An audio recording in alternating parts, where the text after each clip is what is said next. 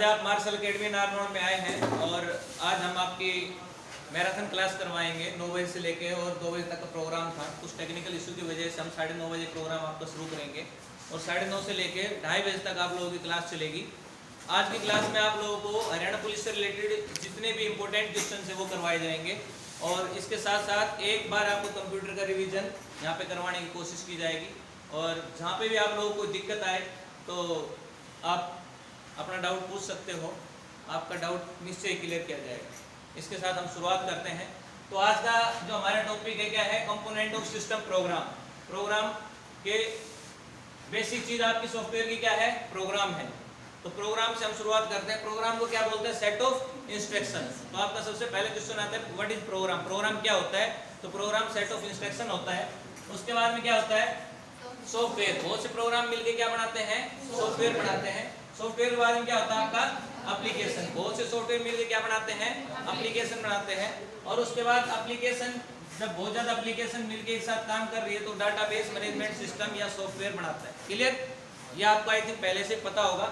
इसके बाद जो टॉपिक है उसके ऊपर आ जाते हैं कंपाइलर, इंटरप्रेटर और असेंबलर। ये लैंग्वेज ट्रांसलेटर के रूप में जाने जाते हैं।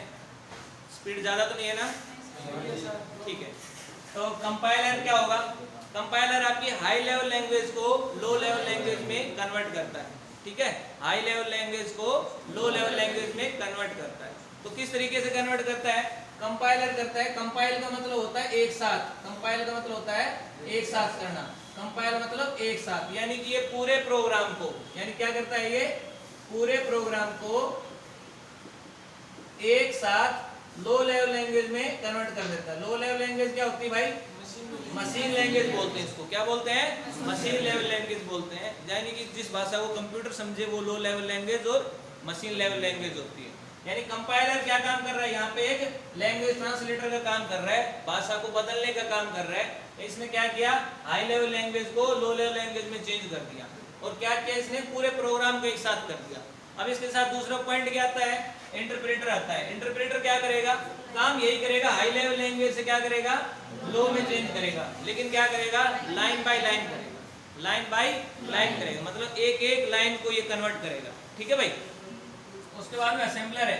असेंबलर क्या करेगा भाई, असेंबली भाषा को लो लेवल लैंग्वेज में करेगा। किसको करेगा, असेंबली भाषा को लो लेवल लैंग्वेज में करेगा। यानी असेंबली भाषा क्या होती है आपका क्लियर होना चाहिए point. High level language, low level language बता दिया। हाई लेवल मतलब जिसको ह्यूमन समझ के, है ना, और लो लेवल लैंग्वेज जिसको मशीन समझ के, मशीन यानी कि कंप्यूटर। अब असेंबलर में क्या होता है, असेंबलर में कुछ कोड्स यूज किए जाते हैं, उनको बोलते हैं न्यूमेरिक्स कोड। Numerics code. अब न्यूमेरिक्स कोड की बात आती है तो आपको ये समझ में आना चाहिए न्यूमेरिक्स कोड होते क्या है। जैसे कि हम 2+2 करते हैं, 2+2, यानी ये प्लस के निशान को यहाँ पे किस तरीके से यूज करता है, सम। यानी कि असेंबली भाषा में हम जो सम कोड हमने यूज किया, ये क्या है आपका न्यूमेरिक्स कोड है। क्लियर है भाई, समझ में आया सबको। उसके बाद में लिंकर है और अगला क्या है, लोडर है। मतलब कोई भी प्रोग्राम को आप कहीं भी आपके कंप्यूटर में सेव करते हो और उसके बाद जब दोबारा उसको यूज करते हो तो क्या होता है, एक लिंक कंप्यूटर अपने आप में सेटअप करता है। तो जो लिंक होता है उसी की सहायता से हम लोग प्रोग्राम उसको लोड करते हैं। तो ये इसकी सहायक चीजें हैं, किसकी, component of system program. Program जो होता है आपके कंप्यूटर में उसके लिए सहायक चीजें होगी। मेन आपके क्या हो गया, ये हो गया भाषा होगी। ठीक है। अब अगला पॉइंट क्या है इसमें, अगला पॉइंट बोलो भाई।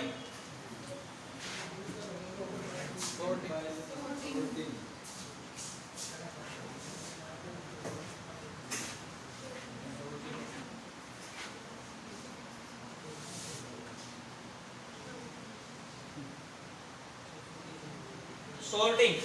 सॉर्टिंग क्या होता है, सॉर्टिंग का मतलब होता है छांटना। ठीक है, डाटा को हम छांटें किस तरीके से। इसके साथ में एक वर्ड और आता है, फिल्टर, और एक आता है सॉर्टिंग।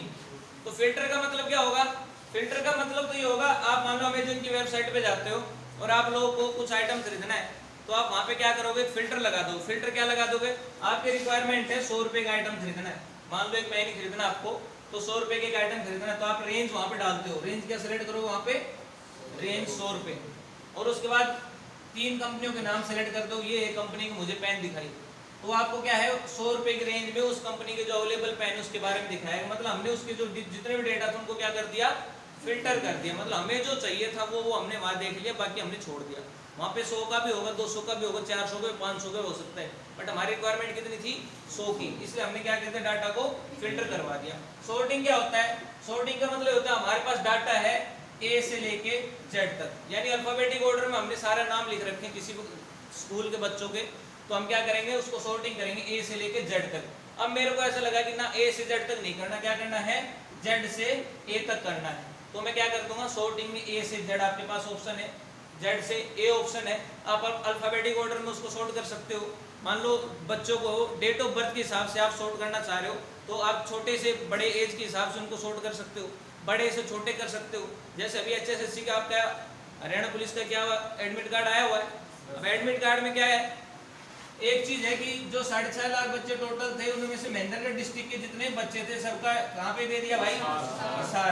तो उसने क्या कर दिया बताओ, क्या कर दिया, फिल्टर किया कि सॉर्ट किया, उसने सॉर्टिंग की है। क्या की है भाई, जिस बच्चे का महेंद्रगढ़ है उनको उन्हें सॉर्ट कर लिया, भाई महेंद्रगढ़ वाले साइड में आ जाओ, पूरी एक लिस्ट होगी, पूरे 22 के 22 डिस्ट्रिक्ट का नाम होगा, ठीक है, डाटाबेस मैनेजमेंट की बात कर रहे हैं हम, तो उसमें 22 के 22 का क्या होगा नाम होगा, उसमें महेंद्रगढ़ डिस्ट्रिक्ट को पकड़ेगा, और जैसे महेंद्रगढ़ डिस्ट्रिक्ट को सिलेक्ट किया, सॉर्टिंग कर दिया, सारे महेंद्रगढ़ वाले बच्चों का नाम आ गया। क्लियर है भाई, समझ में आया सबको। नेक्स्ट पॉइंट आपका क्या है, सॉर्टिंग के बाद में कैश मेमोरी। आपसे पूछेगा मेमोरी कितने प्रकार की होती है, अब मेमोरी कितने प्रकार की है सबको पता ही होगा, 2 प्रकार की। तो मेमोरी के ऊपर आ जाते हैं एक बार,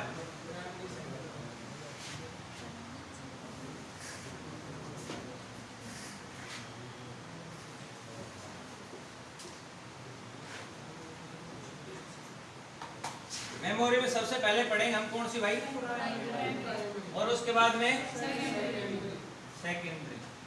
अब प्राइमरी मेमोरी में क्या क्या आएगा आपका, रैम और रोम, और सेकेंडरी में क्या आएगा एक्सटर्नल हार्ड डिस्क वगैरह आ गया आपका, और पेन ड्राइव आ गया, और CD DVD आ गया, ठीक है। तो इस तरीके से जो ऐसे डिवाइस जो आपके कंप्यूटर के लगभग बाहर हो, जो आपके मदरबोर्ड से दूर हो, और प्राइमरी मतलब आपके मदरबोर्ड पे हो, यानी कि रैम और रोम। अब रैम की बात आती है, प्राइमरी को क्या बोलते हैं भाई, मेन मेमोरी बोलते हैं, ये याद रखना। अभी रिसेंटली जो पेपर हाउस में आया था कि मेन मेमोरी क्या है, तो मेन मेमोरी कौन सी इनमें से पूछा गया था, मेन और प्राइमरी दोनों एक ही है। अब मेन मेमोरी प्राइमरी मेमोरी कौन सी है, ये दोनों है, ठीक है भाई, रैम और रोम। अब इसमें अगला क्वेश्चन आता है आपके पास कि रैम कितने प्रकार की है। पहली बात तो हमें कॉन्सेप्ट क्लियर होना चाहिए, रैम काम क्या करती है, रैम काम करती है डाटा को लाने का और ले जाने का, एक स्थान से दूसरे स्थान पे। एक स्थान का मतलब आपके एक शहर से दूसरे शहर की बात नहीं कर रहे हैं, यहाँ पे हम किसकी बात कर रहे हैं, मदरबोर्ड पे बात कर रहे हैं। एक स्थान से दूसरे हार्ड डिस्क से लेके मॉनिटर तक आपके डाटा आएंगे। हार्ड डिस्क में आपके डाटा सेव है, वीडियो सेव है कि नहीं है, कहाँ दिखाई देती है, मॉनिटर पे।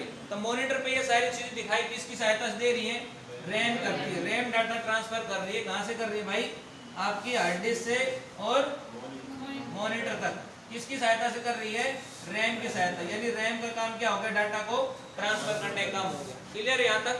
अब जब रैम डाटा ट्रांसफर कर रही है तो रैम के बारे में अगली चीज क्या पूछता है एग्जाम में, इनमें से कौन सी मेमोरी वोलेटाइल है, नॉन वोलेटाइल है, तो हम क्या बताएंगे, रैम क्या है भाई, वोलेटाइल का सीधा मतलब आपको समझ में आना चाहिए जो बार बार बदले, बार बार और बदलने का मतलब ये है कि जैसे आप लाइट ऑफ करते हो, जैसे कंप्यूटर ऑफ कर दे तो आपकी मेमोरी क्या हो जाती है, खत्म हो जाती है, रैम क्या हो जाती है, आराम करने लग जाती है। जब अगली बार आप जब ऑन करते हो तो उस टाइम पे दोबारा एक्टिवेट होती है, इसी को बोलते हैं वोलेटाइल, ठीक है भाई।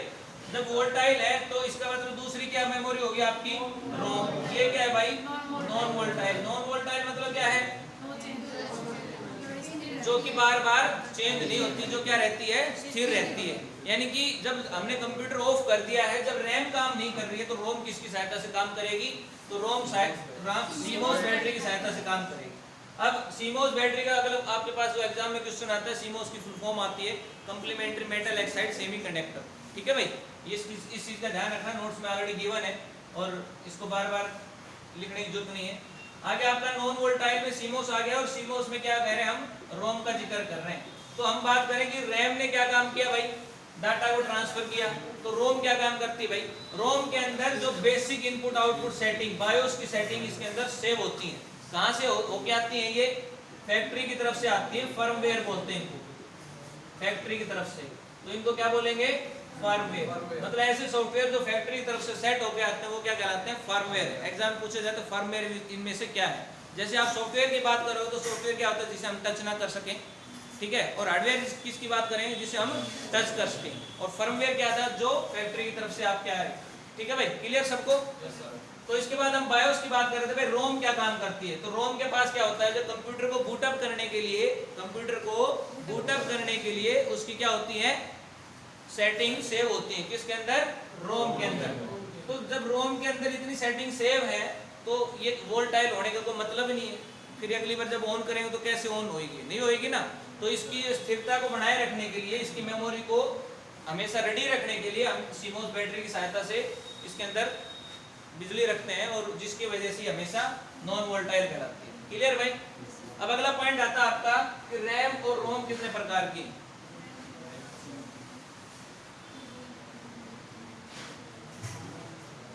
रैम कितने प्रकार की भाई, बताओ। S RAM, D RAM, S D RAM, N V RAM. S RAM होगा स्टैटिक रैम। स्टैटिक मतलब जो रिफ्रेश नहीं होती थी, यानी कि क्या होता था, स्टैटिक रैम क्या होती थी, रिफ्रेश नहीं होती। स्टैटिक का मतलब क्या होता है भाई, स्थिर, ठीक है, मतलब रिफ्रेश नहीं होती। रिफ्रेश होने का मतलब क्या है, अपनी देसी भाषा में समझने की कोशिश करेंगे। जब हम कोई काम कर रहे होते हैं और यदि हम बीच में हमें प्यास लगे, हम पानी पी ले, हमें भूख लगे, हम खाना खा ले, तो ये क्या है, एक तरीके का रिफ्रेश होना है, ठीक है भाई। रिफ्रेश होना मतलब आराम करना थोड़ा सा। और जो कंप्यूटर की भाषा में बात करें, रैम के बारे में बात करें, तो रैम को रिफ्रेश करने के लिए हम कौन सा शॉर्टकट की बनाते हैं भाई, F5। तो रैम को रिफ्रेश किस लिए किया जाता है भाई, रैम क्या काम कर रही थी, डाटा एक साइड से दूसरी साइड में ट्रांसफर कर रही थी। अब कुछ देर के बाद हमें पता चला, मैंने 100 बार माउस पे क्लिक कर दिया, 100 तरह के डाटा इधर से उधर ट्रांसफर कर दिए। तो पहली बार जो डाटा ट्रांसफर करवाए थे, रैम उनको भी अपने पास कैरी रखती है। तो इस तरीके से क्या होगा, वो जो रैम होती है वो रिफ्रेश करने के बाद क्या हो जाता है, तो वो पहली बार जो डाटा उठाया उनको साइड में रख देती है और अगला काम करने के लिए तंदुरुस्त हो जाती है, ठीक है भाई। तो एस रैम क्या था, एस रैम क्या होती है आपकी, रिफ्रेश नहीं होती थी। रिफ्रेश नहीं होगी तो क्या होगा, आदमी थकान महसूस करेगा, तो काम थोड़ा सा कम करती थी। इसकी वजह से थोड़ी सी इसको अपग्रेड कर दिया गया और अगली क्या आ गई, डी रैम आ गई। डी का क्या था भाई, डायनामिक। अब डायनामिक का मतलब क्या है भाई, जो बार बार करती रही। अब ये क्या था, डायनेमिक के हिसाब से डी रैम क्या कर रही है, ये क्या कर रही है, ये बार बार रिफ्रेश हो रही। मतलब आप काम ना करके बार बार पसीने पूछते रहो, पानी पीते रहो, खाना खाते रहोगे तो पढ़ोगे तुम, है कि नहीं। तो इस तरीके से क्या था, इस रैम के बारे में भी बोला गया भाई ना, ये अभी कामयाब कौन है और कम काम करे है। अगला क्या बना दिया भाई, एस डी रैम बना दिया। एस डी का मतलब होता है सिंक्रोनस डायनामिक। मतलब ये हो गया भाई बार बार। सिंक्रोनस मतलब, सिंक्रोनस का मतलब ये होता है कि आपके किसी भी चीज के साथ पैरेलली बात कर ले, पैरेलली बात कर ले, ठीक है भाई। सिंक्रोनस का मतलब क्या है, जो आप किसके साथ पैरेलली बात करें। तो सिंक्रोनस का मतलब ये होता है, जैसे आपके घरों में लाइट चली गई और लाइट जाने के बाद क्या हुआ, लाइट जाने के बाद क्या होगा, इन्वर्टर ऑटोमेटिक लोड ले लेता है, नहीं लेता है, इसी को सिंक्रोनस बोलते हैं। तो इसी तरीके से क्या होगा, रैम क्या करेगी, रैम को जब भी रैम को ऐसा फील होने लगेगा कि अब बहुत ज्यादा लोड हो गया, ऑटोमेटिक रिफ्रेश होने लग जाएगी। मतलब जैसे जैसे उसको लोड फील होने लगे, जैसे उसको थकान महसूस होने लगे, क्या होगा, सिंक्रोनस, वो ऑटोमेटिक, मतलब बार बार नहीं करेगी। डायनामिक में क्या था, बहुत बार पसीने पूछ रही थी। स्टैटिक में क्या था, पसीने पूछ ही नहीं रही थी। और इसमें क्या है, जब उसको तकलीफ हो, जब उसको ऐसा लगे कि एक घुट पानी पीनी चाहिए, तब वो पानी पिएगी, उसके अलावा पानी नहीं पिएगी, कंटिन्यू क्या करती रहेगी, काम करती रहेगी, जैसे आप पढ़ाई करते रहते हो, ठीक है भाई। अगला क्या आता है, एनवी रैम। एनवी रैम के बारे में यहाँ नोट करना इंपॉर्टेंट ये है कि एनवी, हम अभी तक आपको पढ़ा रहे थे क्या, वोल्टाइल है, लेकिन यहाँ पे फुल फॉर्म आपकी आएगी नॉन वोल्टाइल। तो नॉन वोल्टाइल क्यों आ रही है, ये नॉन वोल्टाइल क्यों आ रही है, स्टोरेज के काम, क्योंकि ये नेटवर्क डिवाइसेस में एज स्टोरेज का काम करती है। स्टोरेज का मतलब आपके जो नेटवर्क डिवाइसेस होते हैं, जैसे कि स्विच वगैरह होते हैं, ठीक है, जो नेटवर्किंग में जो यूज किए जाते हैं, उसमें क्या होती है, आईपैड्स वगैरह को सेव करने के काम करती है। बहुत ज़्यादा कंप्यूटर्स, अपने जो सर्वर्स होते हैं उनके नीचे बहुत ज़्यादा क्लाइंट ऐड होते हैं, तो तो उनको इंफॉर्मेशन को सेव करने का काम किसकी सहायता से करते हैं भाई? एनवी रैम की सहायता से करते हैं इसको, इसलिए इसको नॉन वोलेटाइल रैम बोलते हैं। क्लियर है भाई? क्लियर सबको? ये नॉर्मल रैम की तरह डाटा को ले जाने लाने का काम नहीं करती है, यहाँ पे एज ए स्टोरेज डिवाइस से काम करती है। जैसे स्टोरेज डिवाइस हमारे पास पेन ड्राइव, हार्ड डिस्क वगैरह होती है। ठीक है, क्लियर है? अब अगला पॉइंट आता है इसमें कि भाई रैम क्लियर हो गई है, उसके बाद में आपका आएगा क्या? रोम। अब रोम के प्रकार क्या क्या है बताओ? पी रोम, ईपी रोम, डबल ईपी रोम। पी रोम का मतलब है, पी का मतलब है प्रोग्रामेबल रीड ओनली मेमोरी। उसके बाद में क्या था? ई से इरेजेबल, इरेजेबल। उसके बाद में डबल ईपी क्या था? Electronically erasable, electronically erasable. तो इस तरीके से हम बता सकते हैं कि भाई आपसे पहली बात तो इसकी क्या पूछी जाएगी? तीनों की फुल फॉर्म पूछी जाती है। ठीक है भाई, पहली बात तो क्या है? फुल फॉर्म आनी चाहिए, पी रोम, डबल ईपी रोम, ईपी रोम और डबल ईपी रोम। उसके बाद पी रोम में क्या होता था? प्रोग्राम पहले इंस्टॉल कर दिए जाते थे। मैंने बताया नहीं, रोम क्या है?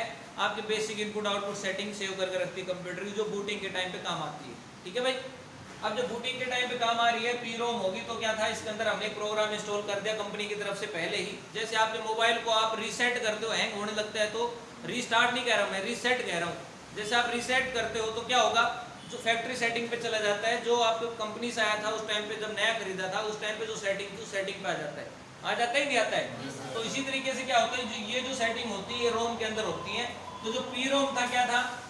पी रोम के अंदर हमने प्रोग्राम इंस्टॉल किया, प्रोग्रामेबल नाम से पता चल रहा है। एक प्रोग्राम इंस्टॉल किया और उसके बाद हमने क्या कर दिया? उसको बंद कर देते। किसकी सहायता से कर देते थे? फ्यूज लिंक की सहायता से। फ्यूज लिंक की सहायता से हम क्या करते थे?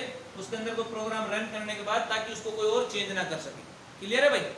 अब अगला पॉइंट आता था ईपी रोम। ईपी रोम के अंदर क्या करने लगे भाई हम?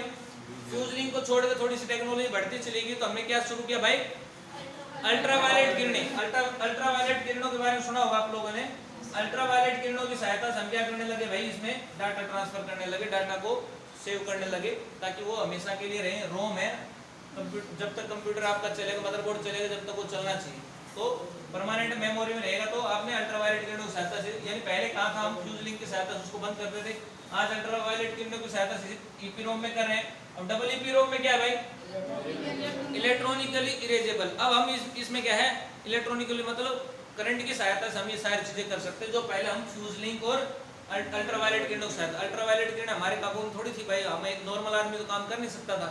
आज के दिन ये इलेक्ट्रॉनिकली में क्या है? जिसको थोड़ा कंप्यूटर की जानकारी, जो एक्सपर्ट है, जो हार्डवेयर पे काम करते हैं, वो इसको आसानी से इसको आपका बायोस का अपडेट आपके मोबाइल में भी आता होगा, आजकल इसमें भी आता है, आपके लैपटॉप कंप्यूटर में भी। ठीक है भाई, तो ये ईपी रोम हो गया। अब इसमें अगला एक पॉइंट और आता है, जब बायोस आप सेटअप करते हो, यानी कि कंप्यूटर आपका बायोस सेटिंग लेता है, तो उस टाइम पे क्या करता है वो? जब भी आप उसको स्टार्ट करोगे तो क्या करेगा वो? जब भी आप स्टार्ट करोगे तो एक टेस्ट करता है, जिसको पावर ऑन सेल्फ टेस्ट बोलते हैं, जिसको पावर ऑन सेल्फ टेस्ट। ये तीनों फुल फॉर्म, ये CMOS, power on self test और एक क्या है? बायोस। ये तीनों फुल फॉर्म एयरफोर्स के एग्जाम के लिए बहुत इंपॉर्टेंट है। एग्जाम में एक कंप्यूटर क्वेश्चन आता है और उसमें ये तीनों फुल फॉर्म में एक फुल फॉर्म पूछता है। आप कोई भी प्रीवियस ईयर एग्जाम उठा के देख सकते हो। क्लियर है भाई? तो यहाँ तक क्लियर सबको? अगला हम आते हैं, ये प्राइमरी मेमोरी के पार्ट थे। दूसरी क्या है आपकी? Secondary memory. सेकेंडरी मेमोरी में क्या क्या आएगा भाई? सेकेंडरी मेमोरी में आपका आ गया हार्ड डिस्क। क्या आ गया भाई? Hard disk. ठीक है, अब सेकेंडरी मेमोरी हार्ड डिस्क है, और हार्ड डिस्क में क्या करते हैं हम? आपके जो भी जिस भी प्रकार के डेटा होते हैं हम उनको सेव करते हैं। जब हार्ड डिस्क की बात आ गई है, तो हार्ड डिस्क किसकी सहायता से होता है भाई? कनेक्ट। हार्ड डिस्क को किस केबल की सहायता से कनेक्ट करते हैं? मदरबोर्ड से स्कैजी केबल की। स्कैजी केबल की फुल फॉर्म क्या है? Small computer system interface. Small computer system interface. तो ये क्या हो गया भाई आपका? स्कैजी की फुल फॉर्म होगी, जो एग्जाम में बहुत बार पूछी जाती है। दूसरा, मैंने प्रीवियस क्लास में बताया होगा आपको कि ये कितने प्रकार के डाटा ट्रांसफर करती है? 7 प्रकार के डाटा ट्रांसफर करती है। इसमें किस प्रकार की केबल यूज होती है भाई? साटा केबल यूज होती है। साटा की फुल फॉर्म क्या होती है भाई? Serial advance technology attachment. Serial advance technology attachment. ठीक है भाई, क्लियर है सबको ये पॉइंट। अब उसके बाद साटा के बाद में आपसे पूछा है पाटा। पाटा की फुल फॉर्म में सीरियल की जगह आपको क्या कर देना है, पैरेलल, ठीक है भाई। और सीरियल वाली जो केबल की बात करते हैं, नॉर्मल आपसे पूछा होगा कि भाई सीरियल में, अभी रिसेंटली एग्जाम में पूछा गया था कि सीरियल पोर्ट पे एक बार में कितने बिट ट्रांसफर होते हैं, तो एक बार में सीरियल पोर्ट पे एक बिट ट्रांसफर होता है, याद रखना है, ठीक है भाई। अब पैरेलल पोर्ट की बात कर रहे हैं, तो ये क्या कर रहा है, पाटा। पाटा फुल फॉर्म क्या आएगी, पैरेलल एडवांस टेक्नोलॉजी अटैचमेंट। उससे पहले क्या था, आटा, एडवांस टेक्नोलॉजी अटैचमेंट। तो ये सारी सीरीज आपकी किसकी भाई, टाइप ऑफ केबल की, जो आपकी हार्ड डिस्क से मदरबोर्ड को कनेक्ट करती हैं। तो ये क्या था, पहले सबसे पहले आटा आई थी एडवांस टेक्नोलॉजी, उसके बाद में पाटा, उसके बाद में साटा, ठीक है। ये सारी आपकी टेक्नोलॉजी है जो आपके हार्ड डिस्क पर फुल फॉर्म पूछी जाती है इसकी हम इस एग्जाम में, ठीक है। याद रहेगा सबको, कोई दिक्कत। नेक्स्ट पॉइंट भाई आपका हार्ड डिस्क में आ जाते हैं हम। कनेक्टिविटी के बारे में बात हो गई है। अगला क्या है, सीडी और डीवीडी। जब सीडी की बात करें तो फुल फॉर्म पूछता है पहले कॉम्पैक्ट डिस्क, कॉम्पैक्ट डिस्क। और दूसरा क्या है आपका, DVD, digital versatile disc, digital versatile disc, ठीक है भाई, डिजिटल वर्सटाइल डिस्क। अब इनमें भी एक टाइप होती है, जैसे सीडी की आपसे पूछेगा सबसे पहले कैपेसिटी कितनी होती है, तो सीडी की कैपेसिटी जो प्रिंटेड कैपेसिटी होती है वो 700 MB होती है, लेकिन एक्चुअल में जो स्पेस उसके अंदर आप जो डाटा डाल सकते हो वो लगभग 680 MB की डाल सकते हो। एग्जाम में आपके पास 600 MB का ऑप्शन बहुत रेयरली देखने को मिलेगा, ऑप्शन आपको 700 MB का मिलेगा, 700 MB करके आना है। यदि 700 नहीं है तो फिर आपको 680 MB करके आना है। ये वेरी करता है अलग अलग कंपनी के हिसाब से, कुछ कंपनियों में कैपेसिटी 650 MB भी है, तो यदि 680 नहीं है तो 650 करके आना है, और तीनों आ जाए तो 700 करके आना है। ये पॉइंट क्लियर होना चाहिए सबको, क्लियर है भाई। तो ये बात कर रहे थे हम सीडी की। सीडी की टाइप हो गई है, सीडी का फुल फॉर्म आता है कॉम्पैक्ट डिस्क। अब एक सीडी में, ये तो सीडी में ये टाइप है, अब सीडी में एक दूसरी टाइप होती है CDRW और CDR, CDRW और CDR।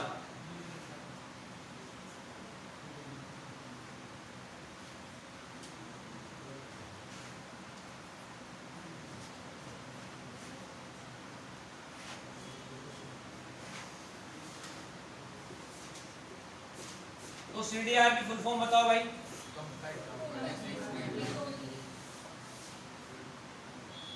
CD की लिखने की जरूरत नहीं है, आप R के लिख लो सीधी।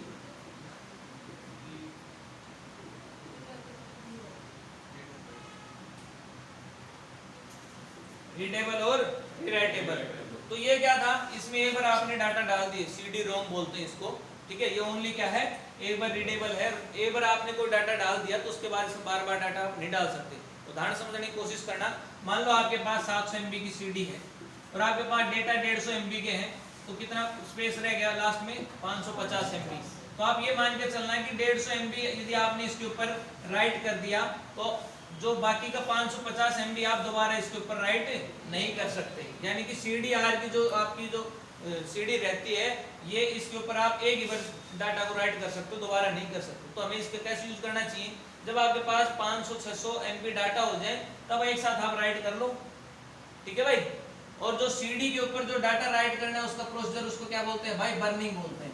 याद रखना, एग्जाम में पूछा गया था बर्निंग क्या होता है। CD के ऊपर जो डाटा राइट करने का प्रोसीजर क्या कहलाता है, CD बर्निंग कहलाता है। बर्निंग का मतलब कुछ भी नहीं है, यहाँ पे आप ये मान के चलो जैसे हम पेन ड्राइव में डाटा ट्रांसफर करते हैं, इसी तरह CD में भी डाटा ट्रांसफर करते हैं। तो वो वाली जो प्रोसीजर है, टेक्निकल भाषा नाम यहाँ पे बर्निंग दिया गया और कुछ भी नहीं है। CDR हो गया, उसके बाद CDRW, ये दोनों की कैपेसिटी सेम ही है जो मैंने बताया 700 MB वाला फंडा, ठीक है भाई आपका। लेकिन रीराइटेबल में क्या था, रीराइटेबल में आप बार बार, मान लो आपके पास 150 MB आज है, आज आपने डाटा इसके अंदर डाल दिया तो 550 MB का स्पेस बच गया। उसके बाद में आप क्या करोगे, कल परसों फिर आपके पास 50 MB का डाटा आ गया, फिर 500 का शेष बच गया आपके पास। मतलब जब जरूरत पड़े तब आप इसके अंदर बार बार डाटा डाल सकते हो, कोई दिक्कत नहीं। रीराइटेबल, जिसे दोबारा राइट किया जा सके, रीराइटेबल, क्लियर, समझ में आया सबको। तो ये CD की टाइप होगी दोनों। उसके बाद इसी तरीके से DVD, डिजिटल वर्सटाइल डिस्क। अब इसमें भी दो प्रकार है आपके, कौन कौन से बताओ, DVD-R और DVD-RW। वही कॉन्सेप्ट है, सेम इसका भाई डीवीडी में भी सेम है, क्या है डीवीडी रोम बोलेंगे इसको, यानी कि इसके अंदर एक बार डाटा डाल सकते हैं, बार बार डाटा नहीं डाल सकते। और रीराइटेबल में क्या है आप बार बार डाटा डाल सकते हो, इसमें कोई दिक्कत नहीं आएगी। क्लियर है भाई? बताओ किसी को दिक्कत है तो।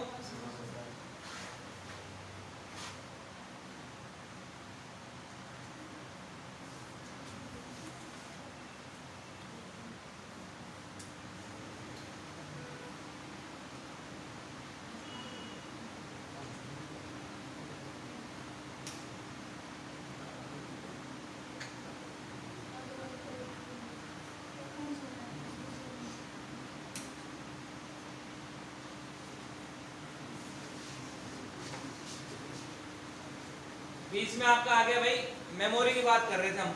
मैंने मोटे मोटे तौर पे आपको प्राइमरी और सेकेंडरी दोनों मेमोरी के बारे में बता दिया। इसके अलावा कुछ मेमोरी और बच गई है, इसके अलावा कुछ और मेमोरी बच गई है। कौन कौन सी भाई? एक होती है कैश मेमोरी,